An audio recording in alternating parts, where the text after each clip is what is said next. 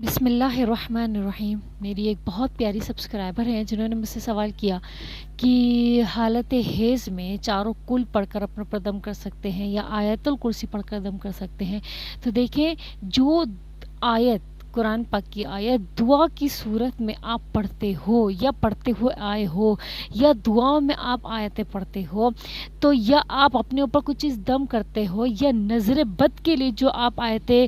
قرآن کی پڑھتے ہو تو وہ آپ پڑھ سکتے ہو حالت حیض میں۔ جیسے سورہ قلم کی آخری کی 2 آیتیں ہم نظر بد کے لیے پڑھتے ہیں، دم کرتے ہیں، تو وہ آپ پڑھ سکتے ہو۔ آپ آیت الکرسی پڑھ کر اپنے پر دم کر سکتے ہو، آپ چاروں کل پڑھ کر اپنے پر دم کر سکتے ہو۔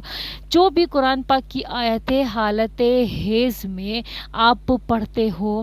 وہ دعا کی صورت میں ہونا چاہیے، یا پھر آپ اگر دعا اللہ تعالیٰ سے مانگ رہے ہو اور آپ سورہ فاتحہ پڑھتے ہو یا سورہ بقرہ کی آخری کی 2 آیتیں پڑھتے ہو ایز